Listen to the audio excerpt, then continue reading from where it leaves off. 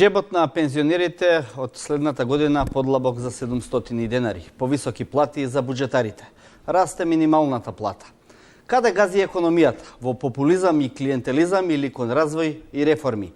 Која е вистината? Дали економијата нема капацитет или власта не може да донесе развојни решенија? Дали вештачкиот притисок за зголемување на платите може да удри по бизнисот? Ќе се бара ли увозна работна сила? Колку македонската економија е спремна за нова светска финансиска криза? Добра вечер, во 24 отворено велам за председателот на Стопанската комора Бранко Азевски. Добра вечер, добре дојдовте во студиото. За поранешниот гувернер Петар Гошев. Добра вечер и за вас. Добре дојдовте во студиото. И за поранешниот министар за финансии Джевдет Харедини. Во студиото се и студентите од двата универзитета, едниот во Скопје и едниот од Тетово. Добра вечер и за нив. На почетокот се наметнува оваа тема каде гази економијата, во популизам и клиентелизам или кон развој и реформи. Азевски, како вие би го оцениле тоа со оглед на она што се случува во економијата и со новиот буџет кој што годинава е највисок досега, за 6% повисок од минатогодишниот? Мислам дека имавте добра формулација, не ја повторивте сега во прашањето.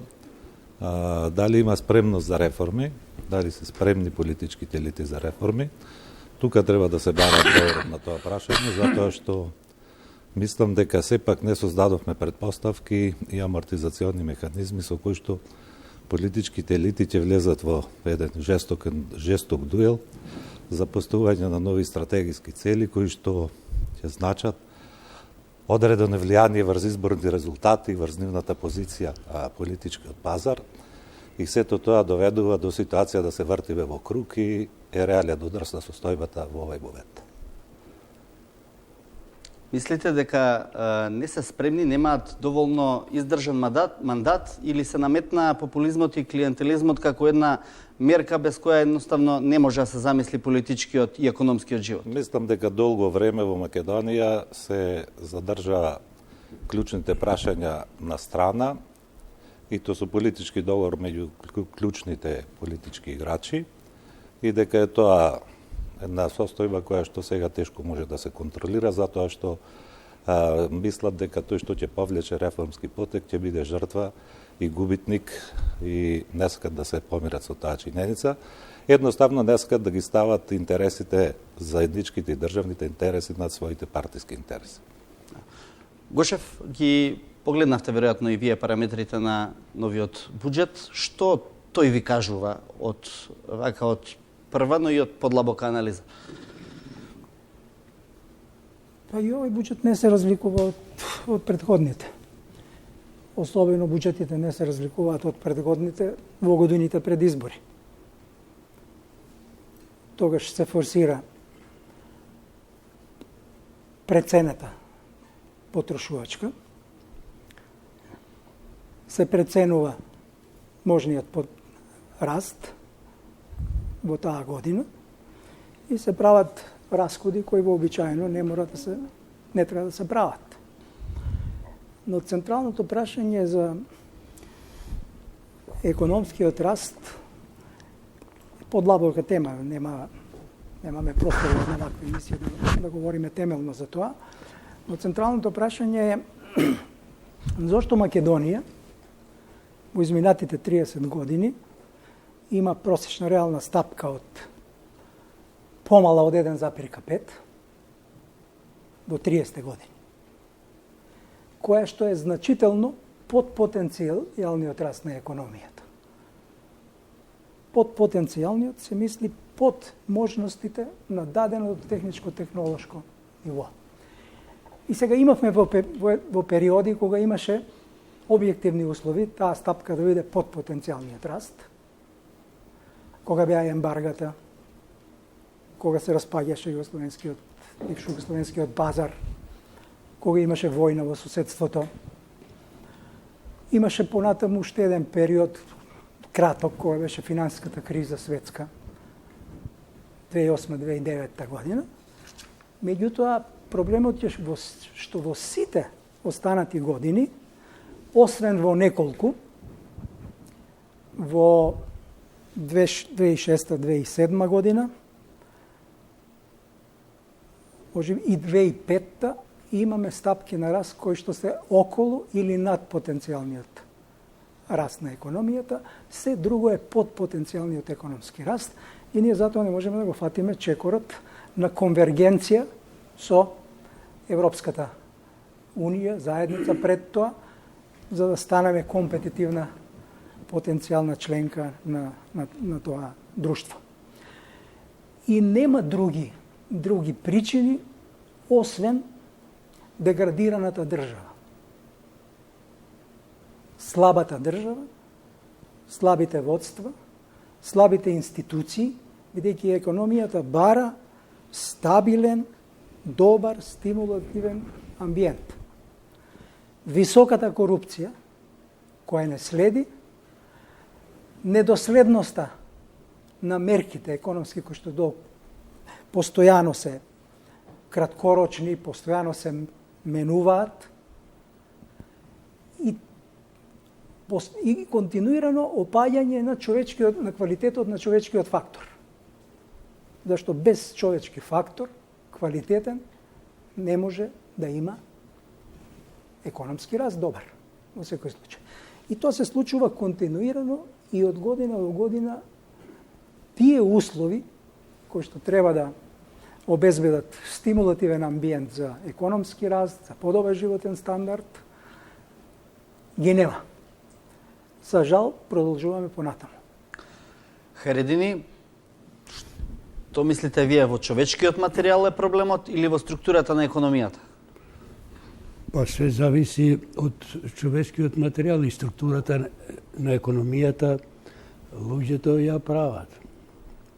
Значи, ако констатираме, а точни се овие констатации дека 30 години, ја не би губил време да анализираме како било цел овој период, меѓутоа сакам да потенцирам дека и овој збор реформи е комплетно компрометиран. Компрометиран од премногу, од преголема употреба. Jer се млади луѓе сепак што е ова со толку се реформира, што било тоа толку деформирано за да има потреба постојано да се реформира. Зошто немаме капацитет и не сме имали и сега немаме да градиме државни институции кои ќе концепират и стратегии за економски развој на подолг рок. Само да ве подсетам, jer овие 3 години веќе трет буџет е за ова држава, трет буџет е на ова нова влада. Да не забораваме дека ова влада наследува еден период драматичен од 2006 наваму. Додека 2006 беше една релаксирана ситуација, се создаде клима дека ќе дојде на власт и така се успеа дека со реформи во областта на економијата, само за економијата, така и во тоа време ова политичка опција СДСМовска изгуби изборите. Тоа беше битно, освен некои други политички работи за коалиција со терористи, тоа беше дека прогласи првите 2 години мораториум за сите други видови политички проблеми, ни меѓуетнички, ни никакви, исклучиво за економијата. Таа еуфорија дека треба да се создаде клима дека стварно треба да очекуваме е дефинитивно дека стварно ќе се бавим, владите ќе се бават со економијата. Тоа, нажалост, траеше само 2 години. Одежнаш почна сосема други проблеми и да не ви одземам многу време. Добро, но еве сега да речеме се решија дел од тие крупни прашања во пред се во надворешната политика, кои долги години Македонија држаа во предворието на Европската Унија и на НАТО, како еден чадор кој што беше важен и е важен и за инвестициите и за правната држава и понатаму. Сега, откако се решени тие премиси, зошто сега не би можело да се тргне во една таква по-добра економска офанзива? Сега, да ви кажам, сега најмало дојдовме во ситуација дека можеме да се бавиме со економијата. Значи, бавењето со политичките проблеми, како почна 15-та година, 16-та, 17-та наваму, веќе Македонија влезе во длабока политичка криза. И тука не е точно дека сега веќе е создадена. Водите сметка дека политичка криза длабока, нема држава во Европа, а да не зборам и поинаку, дека после од 2008 наваму организира предвремени избори. Нема друга во Европа. Тоа предвремени избори не се тие поради тоа што некој е загрижен многу за економската состојба и за да гради долгорочна конзистентна економска политика, дека да се решават конкретни политички цели и проблеми на политичките структури во државата. Значи, ние имаме постојано, секои 2 години избори и, нажалост, ти викаш сега уште полошо. Закажени се избори. Во април се закажени избори, а вака ако продолжиме и наредните, после овие избори наредни, ако се одржат, пак ќе имаме ние предвремени избори. Значи, овој факт зборува дека не е точно тоа, вие што викате, еве сега дојде. Што дојде? Сега дојде подраматична ни е состојбата политичка, за да се бавиме со економската. И овој буџет, на крај мислам дека повеќе време да потрошиме за што зборува овој буџет сега. Што беше најавено и каква е структурата на буџетот. Каде ќе одат парите, каде тоа по избегнувањето на тоа безмилосно трошење, постојано 3 години да се зголеми вкупниот износ на буџетот и постојано да се намалат средствата за инвестиции. И плюс да се вика дека сега веќе еден нов во науката, нови појмови. Вложуваме капитални инвестиции во човечки ресурси, во исплата на плати на државна администрација, ненамалена, уште се зголемува поради партиски цели и одат парите за тоа, од друга страна збориме за економија. Добро, токму ова ни е прашањето за кое што меѓу другото ќе дебатираме и подоцна. Од 1 јануари не чекаат нови зголемувања на платите, зголемување на пензиите, зголемување на минималната плата, веќе е изгласано во буџетот. Господин Азевски, како стопанственик, како човек што е дел од стопанската комора, како гледате на овој притисок што се прави врз платите? Значи, ние треба да се вратиме и да одговориме на клучното прашање зашто е состојбата таква. Не се разрешени 3 клучни диспаритети во Македонија, обстојуваат цело време. Тоа се односот меѓу капиталот и трудот. Работниците не се задоволни од газдите, газдите не се задоволни од работниците. Екзистира бројот на издржаваното и бројот на активното население во тотален диспаритет и извршувањето на законските и правните регулативи, нивниот континуитет при промената на власт, односно при промената при честите избори што ги имаме предвремени, точно е тоа во изминатиот период. Ако се земи дека тие прашања екзистираат цело време, тие репродуктираат ситуација која што ние ќе видиме сега кроз буџетите, кроз економските политики и така натаму и така натаму. Меѓутоа, ние имаме и 6 прашања кои што тотално ги имаме ставено по страна, а без кои не може да се води економска политика. Тоа се прашањата на пописот. Ние немаме попис од 2001 година. Тоа е катастрофа, не заради тоа да се одреди националната структура во државата, него за да се воспостави, да речем, една база на податоци која е многу потребна за планирање на економијата. Второто прашање е прашањето за децентрализацијата. Ние сме во состојба сега во која што, плашејќи се од некои измислени тези дека ќе се деси нешто ако се продолжи процесот на децентрализација, инвестиционата активност на општините е сведена на градење тротоари. Толку е моќта која што во овој момент има тие за инвестициона активност, а ако знаеме дека има тројство меѓу локалната управа, државната и приватниот сектор при градбата на објекти од бизнис интерес, тогаш нашите компании се прелажани затоа што она што се обеќава не може да се изврши. Третото прашање е прашањето на изборниот модел, кој што репродуцира веројатно политички гарнитури со апсолутна власт.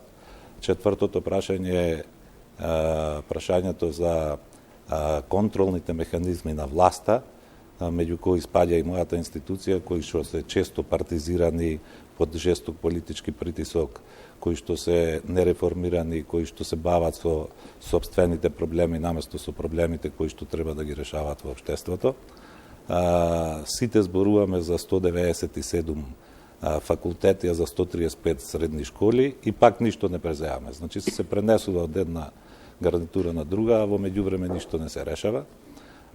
Тука е прашањето за позицијата на невладиниот сектор, на медиумите и така натаму. Тие као нешто да ни се по страна поставени, а тие се многу значаен фактор во градењето на... Сакате да кажете дека не постои влада или гарнитура која што може да се зафати со решавање на овие клучни проблеми, па најлесно им е да посегнат по платите, пензиите и она што носи политички поени? Не, сакам прецизен да бидам. Ако ти не ги имаш разрешено трите темелни принципи на функционирање на државата за кои што зборував, и тука ако го додадеш владењето на правото и состојбата во правосудството, ако имаш 6 прашања кои што звителен значај, а ниедна не смогнала на снага политички елити да седнат заедно и да ги решават прашањата, него ги остават отворени, тогаш резултатот ќе ти биде ваков каков што е и не може подруг да биде и никој не треба да има подруги очекувања. То значи дека ако ти не си ја намалил администрацијата, си ја зголемил, дека нормално ќе бараш во буџетот пари да ги покриеш трошоците за нејзе. Ако не си реформирал нешто што си требал да реформираш и да ги намалиш трошоците, тогаш ќе ги зголемуваш. Ние да тргневме од една проста компонента со еден политички консензус 92-3 година со државата, да 1% од буџетот од социјалната префрлавме во развојната компонента, досега ќе имавме адекватно средства за финансирање на инфраструктурните објекти, сигурно дупло поголеми од сегашните издвојувања за капиталните инвестиции. Али ние не сме способни ни тие што се да ги изведеме. Зошто? Заради нефункционирањето на овие принципи за кои што зборувам.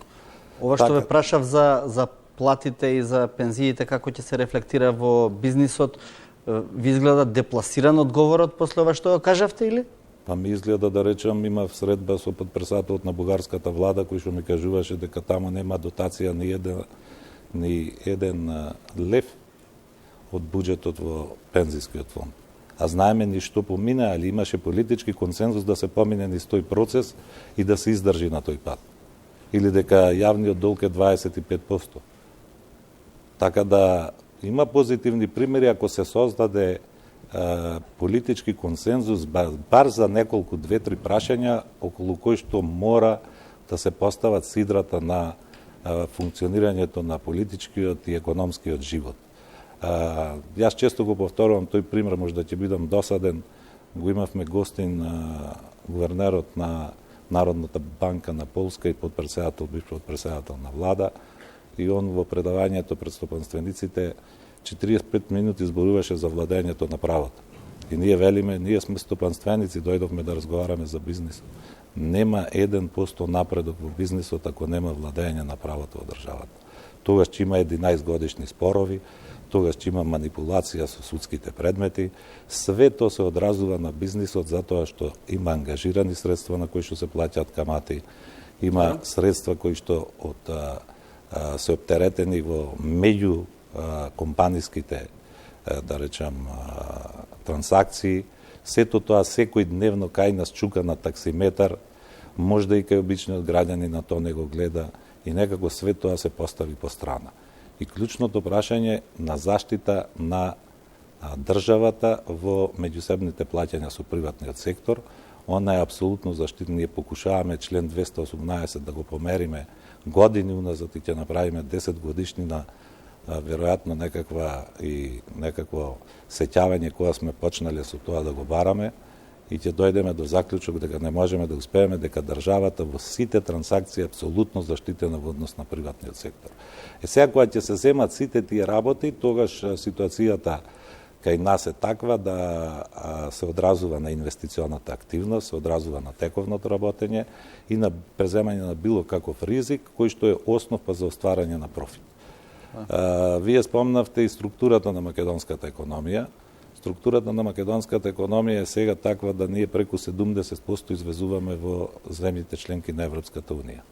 Од тоа 70% извезуваме во една земја, во Германија. А од тие 70%, 90% ги остварува една компанија Джонсон Мети, што е во зоните, во Бунарчик. Да, ќе ве прашам подоцна за тоа и за можните ризици од таквата структура. Гошев, од аспект на овие ставки во буџетот кои што сега ги споменуваме, одвојување многу поголемо во делот на платите, да речам од 27 на 30 милиарди денари имаме во делот на јавните служби. Исто така во пензискиот фонд нови зголемени трошења. ММФ и Светска банка предупредуваат на тој тренд и повторно предупредија дека тоа може да биде опасно и негативно по економијата. Што мислите вие? Добра беше сугестијата на Джевдет да се вратиме фокусот на буџетот. Да. На што представува тоа всушност, дали има разлики од порано или нема и така натаму. Дали е остварлив, дали е реален, дали е тој што треба, дали ќе се реализира така како што е планирано или не. Еве моето првично видување. Тие планираат економски раст од 3,8 и врз основа на тоа ги плафонираат нивните приходи заедно со некои други пропратни економски мерки. ММФ прогнозира 3,4 економски раст. Јас мислам дека е преценет овој раст. Уште повеќе што годината ќе помине во избори и затоа што во оваа година, третиот квартал и во другиот има индикации дека забавуваат. Значи имаме преценетост на веројатна преценетост на растот и врз основа на тоа веројатна преценетост на вкупните приходи. Кај вкупните приходи планираат зголемување од 191 милион евра или во рамките на тоа даночните приходи заедно со придонесите тие мислат да соберат повеќе од претходната година за 213,4 милиони евра. Тоа е премногу. Во услови кога тие донесува истовремено мерка за намалување на данокот, иако не радикален, символична мерка, почетна мерка за трансформација на така наречениот рамен данок во некаков прогресивен данок. Од таму ќе имаат помал ефект од најмалку 40 милиони евра година за да, но тие велеа дека имаат и одлив по основ на тоа што фирмите отварале своји компании. Друга тема е, можеме и таа, но подоцна. Тие велат дека направиле анализа. Анализата ја направиле врз основа на она што се случувало во 6 месеци. Во Македонија нема анализи. Да има анализи, нема да се носат толку лоши мерки. Во Македонија има, ако можам слободно да кажам, популизи и заткулизи. Повеќе отколку анализи.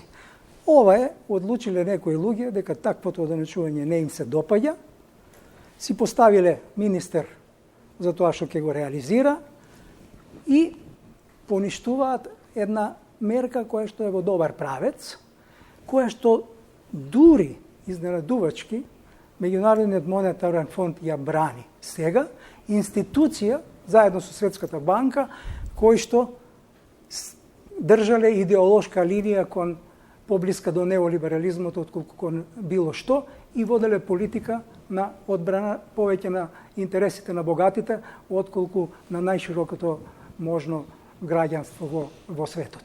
Дури и тие тоа го критикуваат и велат во своето соопштение дека таа мерка заедно со начинот на индексација на пензиите, заедно со начинот на зголемувањето на минималната плата, критериумот за зголемување на плата и така натаму, дека тоа го подкопува,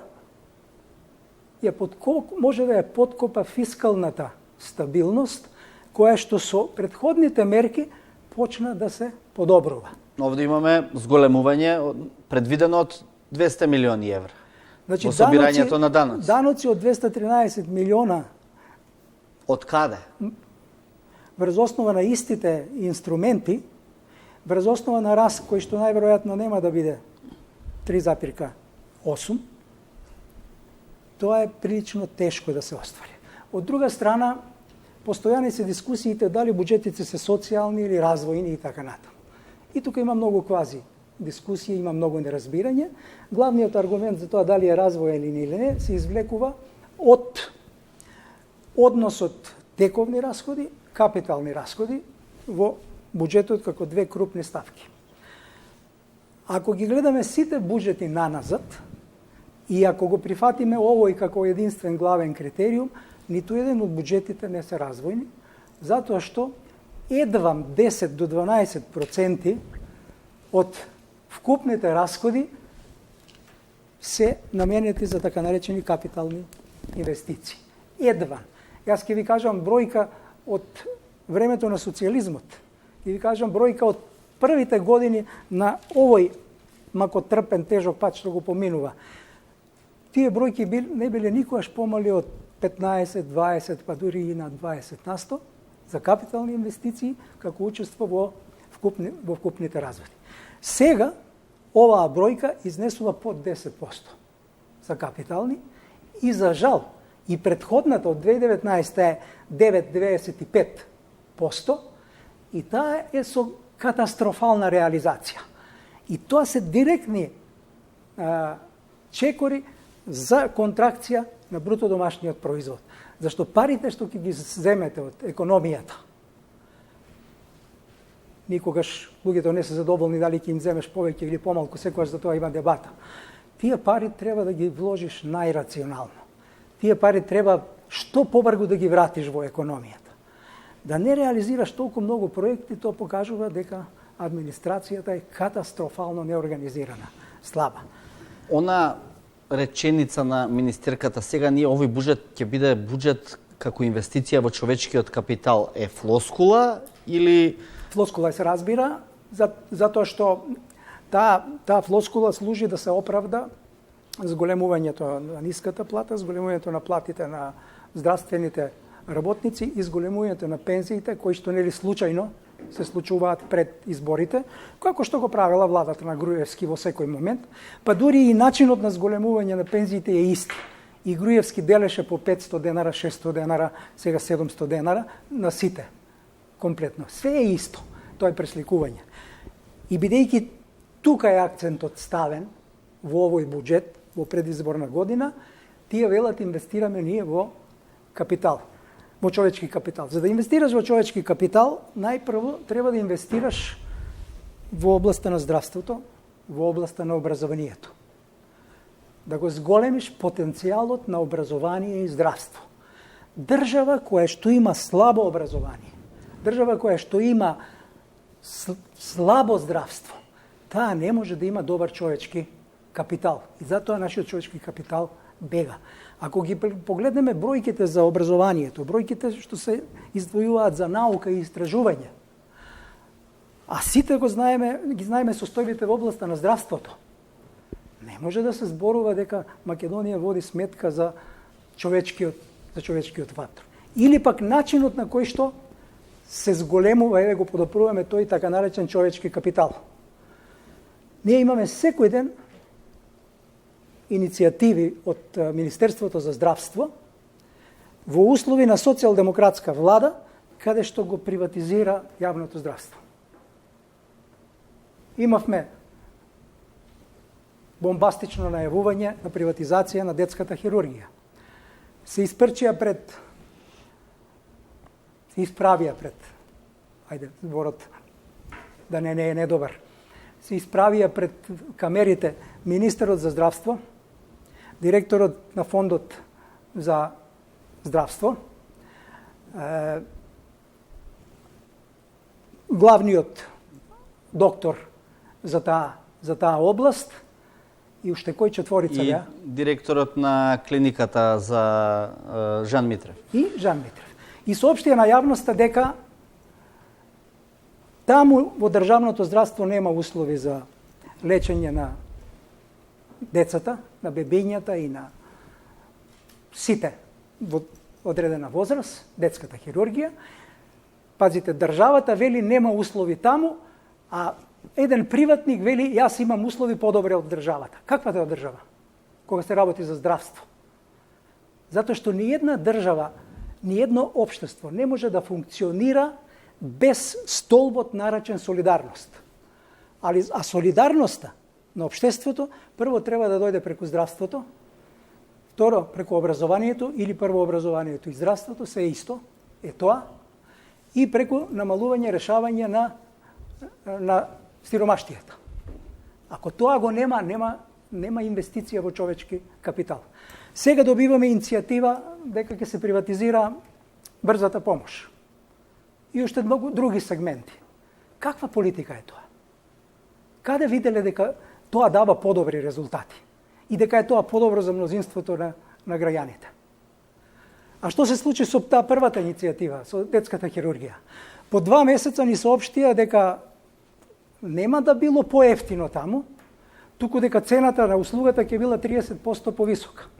Па помине уште 1 месец, ни соопштија дека не постоело ни договор за јавно-приватно партнерство, туку дека издвојувањата за тој проект одат врз основа на таа генерална одлука на финансирање на приватниот сектор преку фондот за... Патем докторите си замина од Докторите болницата, да замина незадоволни од условите и а заминуваат, се разбера, и од Република Македонија, затоа што таму има мравки, има бубашваби, има инфекции, има се, и ние дискутираме зашто.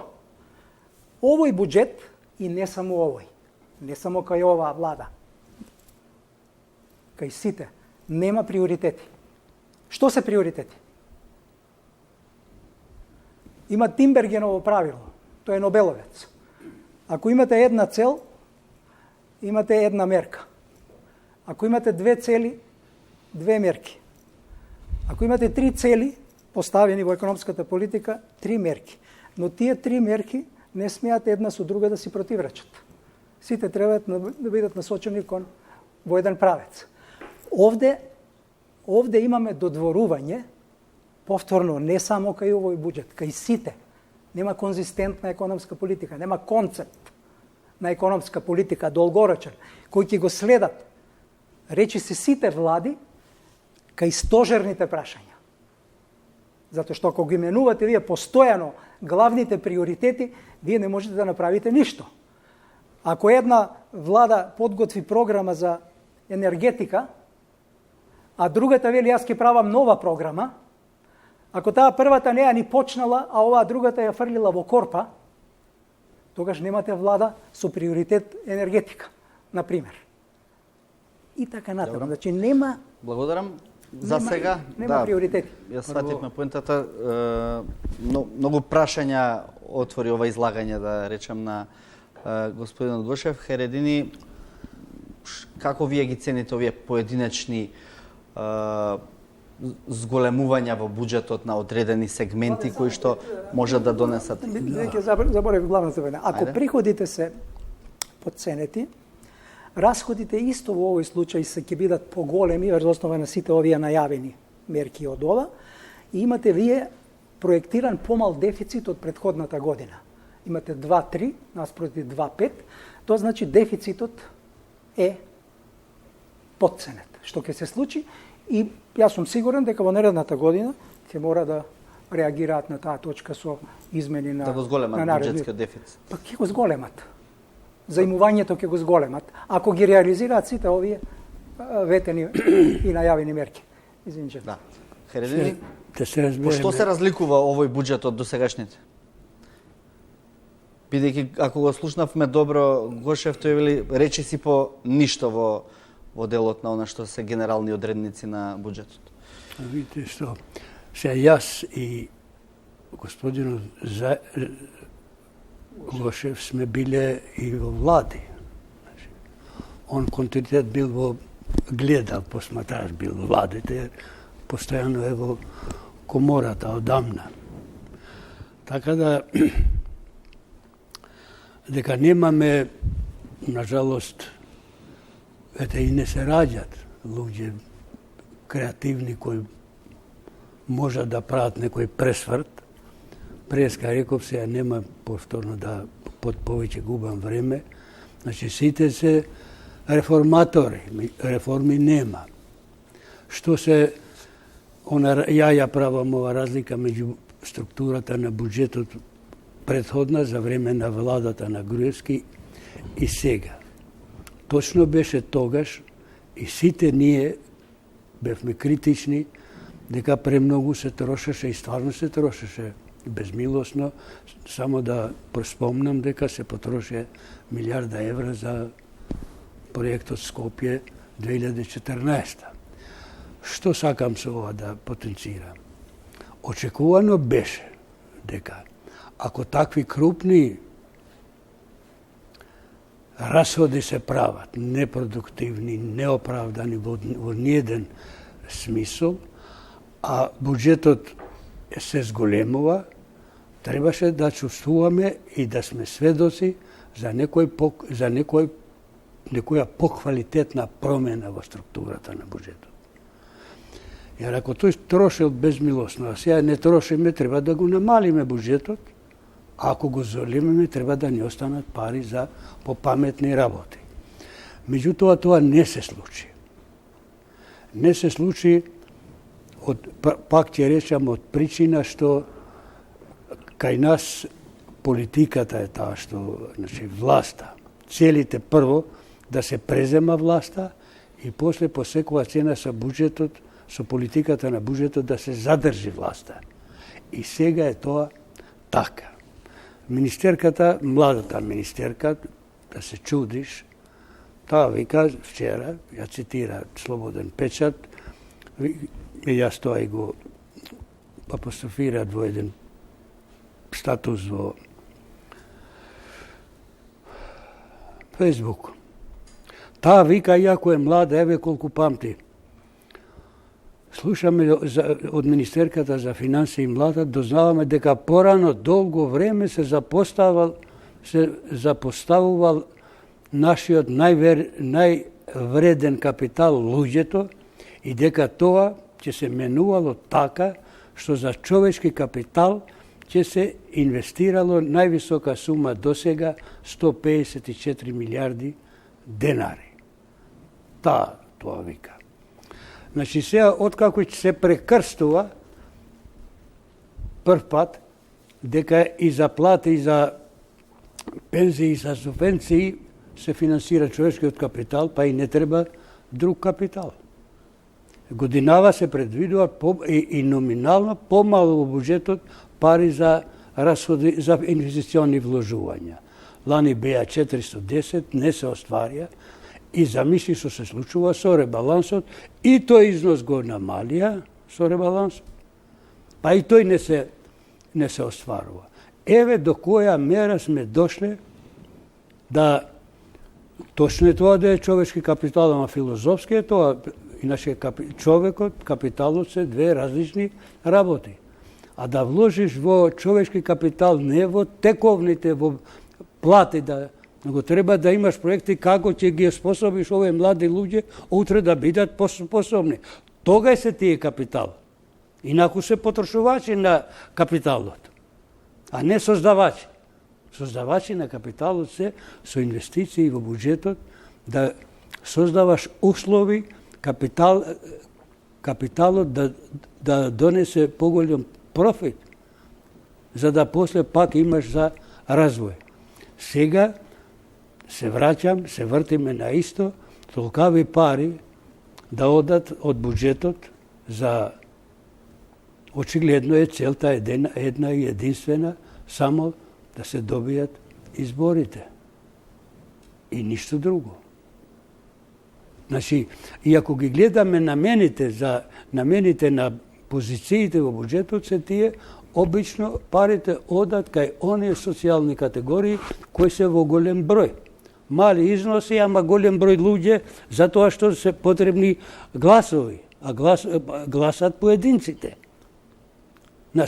на пензионерите, на минималните плати, ама тука не значи дека ние финансираме она што е кај нас највредното, луѓето. Тоа апсолутно не е точно. Нели сметате дека тој наратив на буџетот за таргетирање и микро и макро го постави владата на ВМРО ДПМН во изминатите 10 години, додека беше на власт? И продолжува истото. И сега, очигледно, владата на Зоран Заев е под истиот притисок тоа да го прави, не можејќи да најде други формули со кои што ќе ги задоволи своите гласачи. Па не се лесни другите формули. Тие народи, тие држави, тие политички елити кои имале такви високи цели да развијат, тие предлагат и мерки со кои ги губат изборите, ама се развива државата. Овде кај нас тоа не било никогаш, нити наскоро ќе биде. Значи, предлагат мерки кои ги засегат широките народни маси, ама гаранција се за иден развој, стабилен развој. Тоа нажалост, кај нас не може да очекуваме скоро. Гледате ние што се бавиме. Од буџетот, министерката се плаќат партиски милитанти, без да дојдат на работа. Им поставуваме прашање. По кои критериуми луѓето земат пари од буџетот? Наши пари. Пари на своите браќа, за да некој може да работи во Германија, а парите му стигат дома. Тие ли ќе ми кажат, мене таа ли министерка ќе ми каже дека таа со дигитализацијата ќе ја расте земјата, така вика, што иако не разбирам што значи да ја растам земјата. Далеко од тоа дека сум адвокат на политиката, но еве и Гошев и јас ќе го прашам, ако се ставите во кожата, на пример, на актуелниот премиер при една ваква ситуација каква што сега имаше, со изгубени европски надежи, барем во одреден период, се уште нерешено НАТО прашање, кое што треба да се реши, и одеднаш одиме во фаза на избори. Како вие би постапиле како политичар? Прашањето на влезот во Европската Унија и во НАТО е едно прашање. Средувањето на внатрешните прилики во земјата е другото, поглавното прашање, затоа што ова средување внатре е картата која што ни овозможува да влеземе во ЕУ и НАТО. Ние не можеме да трчаме во ЕУ и НАТО, а дома да имаме катастрофално судство, корумпирано судство. Секој бизнесмен ќе ви каже, секој судија има посебно чекмеџе. Гледаме како ни бегаат криминалците, гледаме како застаруваат делата и ние сакаме да бидеме членки на Европската Унија. Значи, јас тврдам дека независно од тоа дали сме членки или не сме членки, Македонија можеше да оствари подобар потенцијален раст ако имаше поодговорни, поедуцирани политички елити. Тоа за жал го немаше и како се движиме од 90-тите нааму, тоа е се полошо. И затоа резултираме во овие ситуации. Впрочем, не може да има економија ако политичките елити внатре секој ден ја распаѓаат земјата, зборуваат за распаѓање на земјата. А тие се одговорни за состојбите во земјата. Како да има економски развој, ако сите овие деца слушаат дека оваа земја ќе се распадне? Па тие мора да размислуваат за своја алтернатива. Каде ќе одат, што ќе прават? Но да се вратам на... Значи, не е тоа изговор. А впрочем, имаме Министерство за надворешни работи, имаме Секретаријат за европски прашања. Тие се бават со тие прашања и премиерот нормално ќе се бави и со тие прашања. Што прават другите кои што се задолжени за внатрешната безбедност, за економскиот раст внатре во земјата, за енергетските политики внатре во земјата, за сиромаштијата внатре во земјата и така натаму. Но накусо да кажам што се клучните работи, проблеми, за кои што има заблуди во јавноста и во овие дебатите постојано се фрла прашина и некои од тие се и на релација на бизнисот, политичарите, аналитичарите и така натаму. Дали државата зафаќа многу од стопанството? Дали јавните расходи се високи, па е тоа товар таков што не може да се издржи? Одговорот е не. Македонија, зашто бројки има, не приказки. Македонија, јавните расходи во вкуп во бруто домашниот производ учествуваат меѓу 31 и 32%. Во социјалистичка Македонија учествуваат со 48%. Овие 31 и 32% се пониски од сите европски држави, со исклучок на Косово, Албанија и Бугарија, значи од сите европски држави, и се пониски од Црна Гора, кои што изнесуваат 48%, од Хрватска 42%, од Србија 40% и така натаму. Значи тоа е едното прашање. Другото прашање е даночната политика не е добра. Од кого зема даночната политика и колку зема? Имаме различни ставови и со комори, и со некои аналитичари дежурни и недежурни. Од кого зема?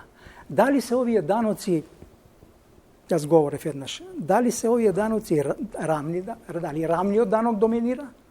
Дали доминира прогресивен данок? Пак го укинавме почетното. Да не помислат дека рамен дилемата е таква крупна. Овде се работи за еден данок, личен, персонален данок, па ве молам, па тоа не представува 0,5%. Не губите време за тоа, ве молам. Не, даночната политика, еве да ви кажам. Во вкупните, ако го погледнете буџетот, во вкупните даночни приходи, 42% учествува данокот на додадена вредност. 22% учествува акцизата. Што значи, за да биде јасно за народот? Ако потрошите 100 евра во супермаркет, ќе платите 18 евра данок на додадена вредност. Ако тие 18 евра ги претворите во процент од 12.000 плата, од 200 евра, тоа ќе биде 9%. Ако ги ставите тие 18 евра во плата од 1000 евра, 2000 евра, тие ќе бидат 2-3%. Кој плаќа со повисока стапка? Оние што имаат високи или оние што имаат ниски? Акцизите исто така на истиот начин реагираат. Преку енергенците што ги увезуваме, преку цигари или преку сите производи што се акцизни. Значи, доминантниот, ако плаќате, ако вадите пасош, вие плаќате 1500 денара. Со плата од 12.000 денара и плаќате 1500 евра, ако не сакате побрза постапка да платите 4000, на плата од 60.000 денара, од 180, од 20.000 евра, какви што има и така натаму. Значи, не е ни рамен даночниот систем.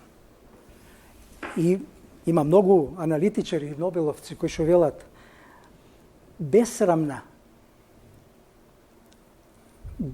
неправда е да се зема во ист обем и со иста пропорција од граѓаните. Оваа влада, она што го имаше како почетен резултат, како најава, за 6 месеци го укина. Добро, еве, бизнисот да го прашаме, они ја поздравија одлуката за враќање на рамниот данок. Уште една работа, Младен. Да. Во стручнава терминологија, буџетот кога го гледа, има така една поделба што се вика дискрециони и недискрециони расходи.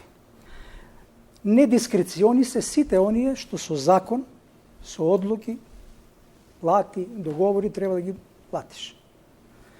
Овие дискреционите се оние што се слободни и можеш да речеш каде ќе одберам јас како влада, таму ќе ги потрошам. И тие се преска, реков, само 10%, а овие се 90%. Ова не се намалува, ова се зголемува заради она што Джевдет го зборуваше.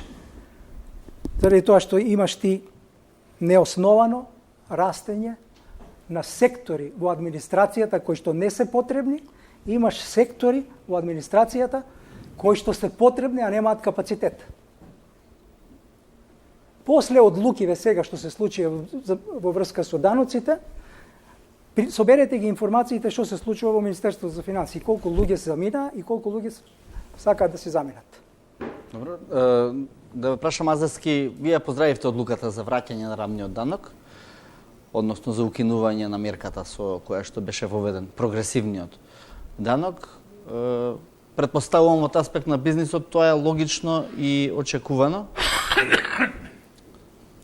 Ако сме за поздравување, сите поздравуваат секакви работи. Ние поздравивме затоа што претходната беше донесена без консултација на бизнис заедницата. И тој јавно го призна владата и дојде во комората.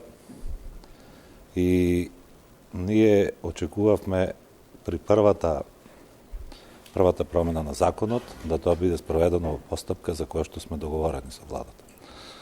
Така да не консултираат. Проблемот е што кога ќе се завршат консултациите, тешко оди имплементацијата. Ние не можеме да речеме дека не сме прашани, дека не сме добиле право да аргументираме и така натаму. Меѓутоа можеме да кажеме дека таа имплементација оди приближно 3 години. Е потребно да ги убедиш представниците на владите во овие 30 години да некоја мерка која што е од интерес на стопанството се спроведе. И тоа е сериозен проблем. Брзината за стопанството значи многу, а за спороста на администрацијата има директен реален удар врз нас. Значи, ние тука возиме на две различни брзини. Меѓутоа, она што сакам да го кажам е дека, да повторам уште еднаш, живееме во време на тешки диспаритети. Ние мора да смогнеме сили, да најдеме заеднички јазик, да седнеме заедно, да отвориме диалог и да постигнеме консензус за решавање на овие прашања за кои што ги кажав, затоа што следствено на тоа сите политики кои што ќе се водат во наредниот период ќе бидат уште полоши. Затоа што проблемите се напластуваат, се вработуваат наместо да се среди работата во јавната администрација, се стварат нови трошкови. Тоа следствено на тоа отвара нови расходи за државата кои што се префрлаат на новите генерации, на новите буџети и ние не можеме да очекуваме подобрување во тој правец. Ова што го рече господинот Хајредини, нас не беше речено дека е превремена мерка тоа плаќање на луѓето кои што не ќе работат за време на кризата 2001 година. Ние денеска сме 17-18 години после тоа. Не пишува тоа ни во рамковниот договор да плаќаш луѓе без работа. Така е, точно. Тоа не е точно. Така да мислам дека ние можеме да очекуваме само во наредниот период додатни компликации на овој план и посегање по мерки кои што немаат економска логика, затоа што реалните стратешките прашања, а ги набројав кои се трите диспаритети, 6 прашања за кои што е потребен политички консензус, не можеме да смогнеме снага да седнеме и да ги разрешиме.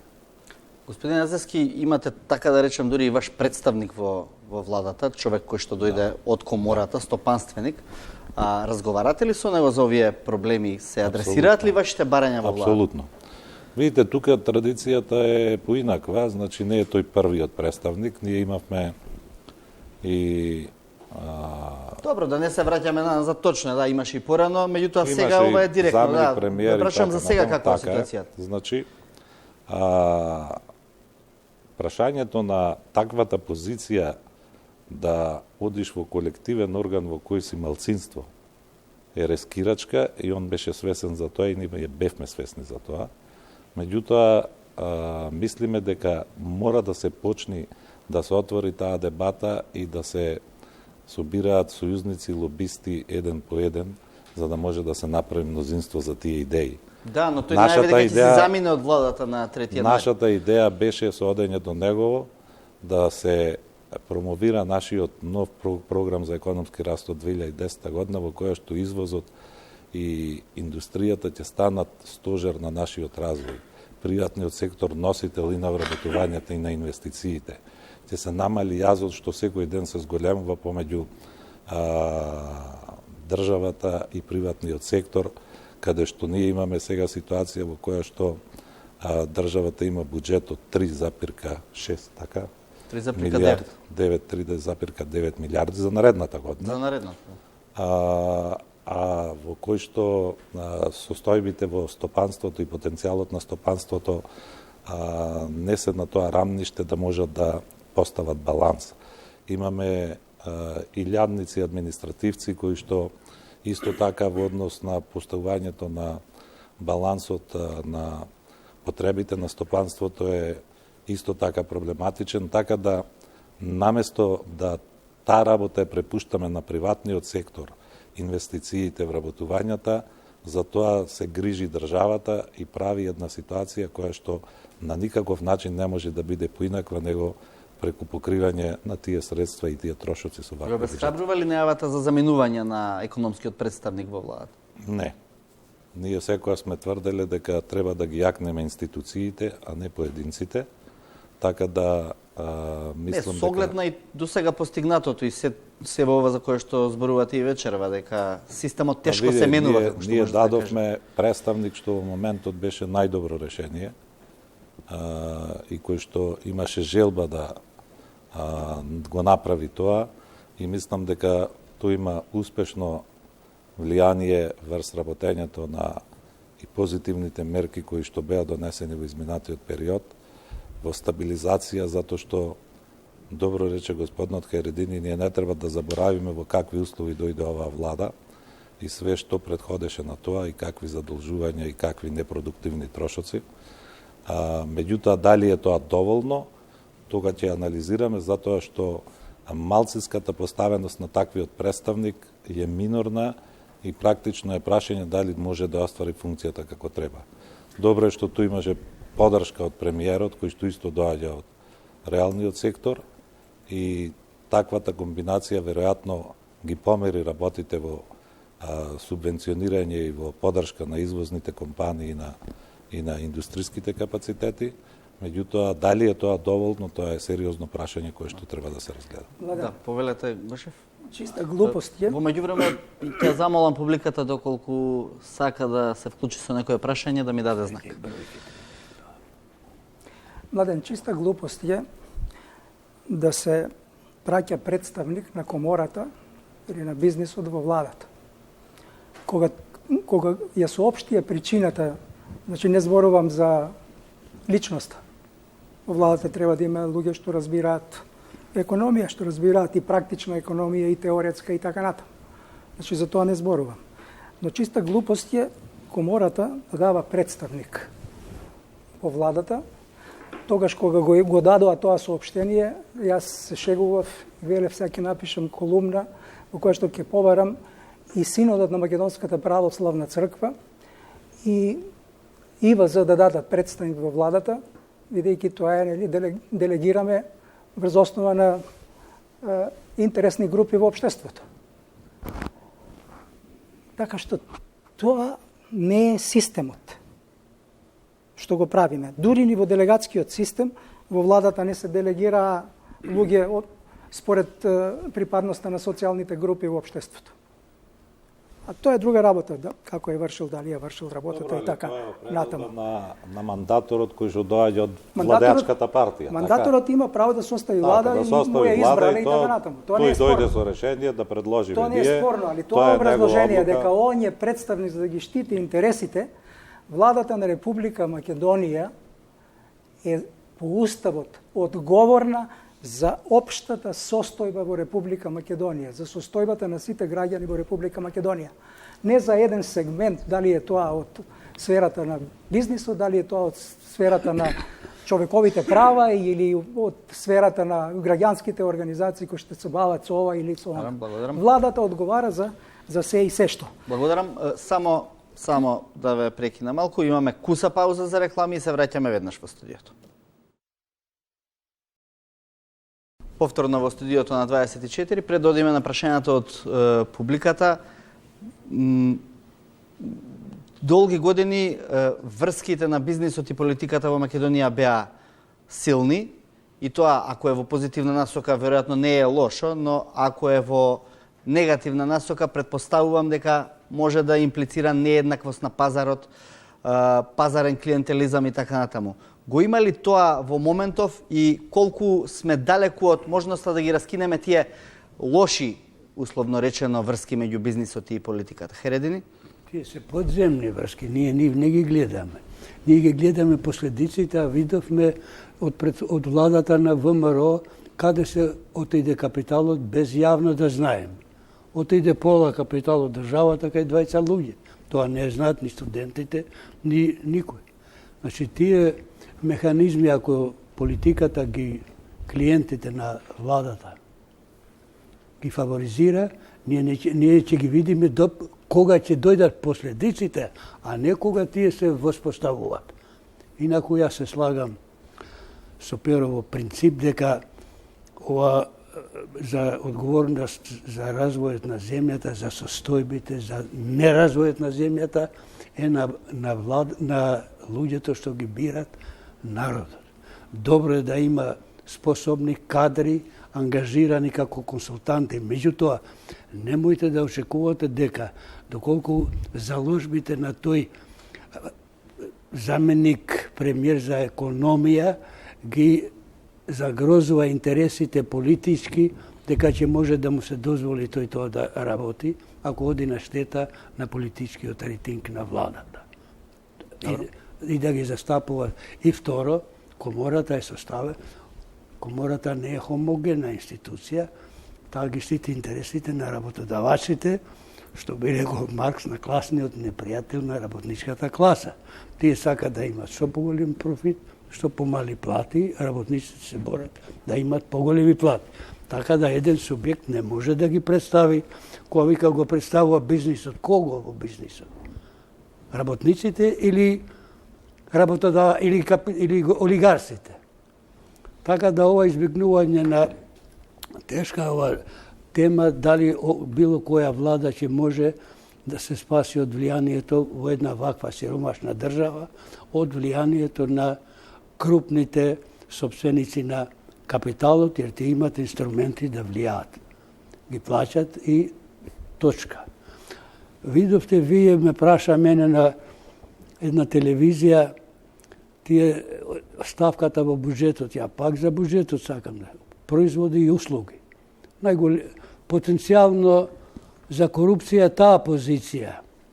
Се платите, пензиите, субвенциите, нема основа и нема можност да се јави таму корупција, jer ги земат джеп и си одат.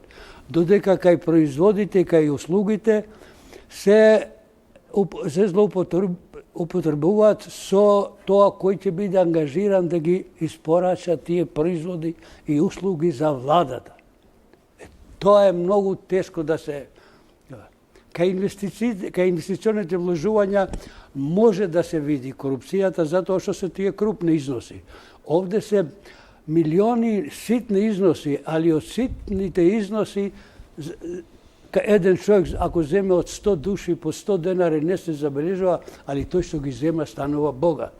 Значи, позицијата, производи и услуги, никој не се задржува. И вие, Чадиковски, овде само заплатите и пензиите се задржува. Ја терате работа. Таа е многу позиција по-проблематична. Дали има таму контролни механизми, да тие средства рационално се користат за потребите, а не за гледаме и да се вратиме на општините. И тоа е околу 1 милиарда евра се годишно јавните набавки што се практично алиментираат од буџетот. Што значи да, ја тоа е разбираме влијание во сите. Тоа се позиција. Сите, тука може да ги ангажираат сите своји роднини, своји пријатели да од нив купуваат производи. Ова многу мало по широките маси. Само гледаме некоја крупна афера, а 100 мали афери никој не ги забележува. Благодарам. Кратко само ве молам, па имаме неколку прашања од публиката. Прашањето е кој одлучува во државата. Дали одлучуваат демократските институции и дали одлучуваат групи надвор од демократските институции. Јасно е тоа прашање на секој што малку следи. Не одлучуваат демократските институции. Државата е суспендирана. Одлучуваат тесни групи. И потоа ги делегираат своите налози на луѓето што ќе го изгласаат тоа. Ако им се може, тие одлучуваат. Тоа е централното прашање. И едно од клучните прашања, мислам дека Бранко го спомна во тие диспаритети и така натаму, односот капитал-труд. Каков е? Тоа е централно прашање.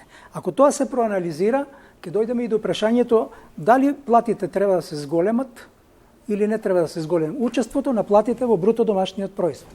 Јас ќе ви кажам еден пример. Мислам дека е важно за да се разбираат.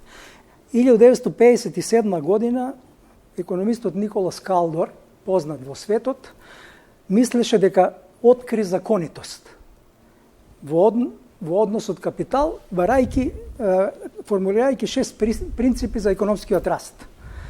Тој утврди дека работниците учествуваат во доходот на државата со 2/3, капиталот учествува со 1/3. Меѓутоа, 30 години потоа, се покажа дека работниците учествуваат помалку од 60, со 58% во рамките на светската економија, развиените земји, и дека работници се далеку од двете третини. Тој однос има причини зашто се менува. Еден од односите е слаби синдикати, се послаби синдикати, како во Македонија што ги нема, за да му парираат на ова зборче капитал, представници на капитал кои што се моćни, за да испреговараат подобар однос меѓу капиталот и трудот, односно подобра распределба меѓу доходот во распределбата на доходот. Денеска тие односи се вложуваат и литературата е полна повторно со таа тема која што, како што спомна Маркс, Джевдет, ја спомна, затоа што Маркс го откри терминот пролетаријат, го зацементира, на другата страна капиталистите такви и такви. Денеска имаме термин прекаријат, не пролетаријат, тоа е кованица од пролетаријат и precarious на англиски, што значи несигурен. Значи, на една страна се богатите 1%, на другата се сите овие несигурни, заради неолибералистичките концепти што се шират. И имаме најновите термини се општества со две нации. 1% богати нацијата и 99% нацијата на другите. Благодарам. Комплетно. За ова треба да разговараат коморите, синдикатите и да ја најдат таа рамнотежа, затоа што на капиталот му треба да има можност да ги плати луѓето, да заработи и да ги плати луѓето. А на луѓето им треба квалификуваност, знаење, која што ќе биде атрактивна, за да може капиталот да има интерес да ги ангажира. Благодарам, да оставиме малку простор за, бидејќи имаме уште 5 минути до крајот на емисијата, повелете со неколку прашања. Добро вечер најпрвен. Јас сум Ридван од правниот факултет при Универзитетот на Југоисточна Европа. И сега моето прашање е во врска со оденачувањето на капиталните добивки. Сведоци сме дека по втор пат се бутка, да се каже, за воиднина, се одложува за воиднина. Зошто е тоа така? Зарем, не знам, од една страна изгледа тоа како поени за големите, политички поени за големите, или има некој образложение зашто по втор пат може да се одложи едно, да кажеме, не толку големо, поправете ме ако грешам, од 10 на 15% зголемување на една, да кажеме, доста ликвидна категорија на економијата. Има ли некој одговор зошто? Тоа е важно прашање. Уште еднаш победија богатите. Затоа се направи тоа. Во класната борба. Добро. Јас ќе ти кажам. Значи победија Едно богатите, искуство. а не дека е тоа добро или не, или го сакате во бизнес. Литературата се вика словенска антитеза, кога во прашањето е содржан одговорот. Ти во прашањето го кажа одговорот. Фино го изнесе. Добро, многу добро. Што да ви кажем? Кој е одговорот сакаше да прашате? Од ова влада не се очекува тоа. Лева влада. Социјалистичка. Ама го прави за други интереси. Дали може едно краток одговор, зошто, со некои аргументи, зошто би можело да се одложи тоа? А мислам дека Гошев ви го даде одговорот. Да, Краткиот одговор. Победија богатите, а нивниот изговор е дека многу биле оптоварени фирмите. Победува. Како може богатите да Не, победува? јас пред малку реков дека во Македонија не одлучуваат демократските институции. Благодарам. Туку Друго прашање? демократските институции се зграпчени од некои луѓе И тие свират според интересите на тие луѓе. Поздрав до учесниците и до водителот. Јас сум студент на правниот факултет при Универзитет на Југоисточна Европа. Во врска со реформите на даночниот систем, ние сите имаме преку апликацијата Мој ДДВ. Да, мој ДДВ. Сметајќи дека ќе ни се врати дел од ДДВ. И сега моето прашање е дали да чекат граѓаните или не, затоа што до сега не е вратено ништо. Како На е крајот на таа годината. техника? Собирате ги сметките и на крајот на годината Така пише во Да, закон. сигурно ќе Значи, има. на крајот на годината Колку таа треба- мерка може да помогне во економијата, еве да го треба да ги видиме ефектите од тоа. Ефектите ќе бидат многу мали, тоа да знаете. Популистичка е мерката, нема некоја значење. Нема од тоа да се Ова пофајди. што беше на добар пат, тоа во врска со тоа прашање, беше укинато, а тоа беше на добар пат. А ова ќе видиме ефектот, иако намерата е добра, да ги натераат луѓето да си бараат сметки за продавачите, за да не ги кријат Фискални. даноците, за да може касата да се полни подобро, да има повеќе пари за здравство и така натаму. Добро вечер, моето име е Антонио Несторовски, студент на правен факултет Јустинијан I. Би сакал да се задржам на таа тема за зголемување на минималната плата и како влијае на стопанствениците, нели се побунаа стопанствениците дека нема доволно пари за исплата на минималната плата. Кое е вашето мислење за тоа? Па јас колку што знам, различните беа реакциите од гранките во кои најжестоко реагираат текстилците, затоа што таму се најниски платите. Така да ние најсреќни би биле кога тоа прашање би било отворено и кога би можело платите да бидат што повисоки и настојувањата се такви, меѓутоа тоа треба да го кажи пазарот. Искуствата во земјите во овој момент се такви дека најголем дел го имаат регулирано ова прашање на ваков начин. Јас лично сум да нема лимит и да можат платите да се движат во што повисоко ниво, да бидат среќни и задоволни работниците и газдите и не би посегнувал по такви регулации. Класичните економисти мислат дека не треба да има определување на минимална плата. Тие се на крајната либерална позиција, неолиберална. Бидејќи мислат дека пазарот се треба да реши. Пазарот не решава све. Пазарот не е правичен. Ако нема организирана држава и него воедначува. Не ги елиминира неправдите на пазарот, бидејќи пазарот има многу неправди. Исто така, не може без него, но он има неправди, а државата треба да ги елиминира или да ги намалува, да ги релативизира тие неправди. Кај нас, во најлибералната држава Америка, има минимална плата, со закон. Обама ги, кога беше ја зголеми, не знам, од 8 на 9 долари за час.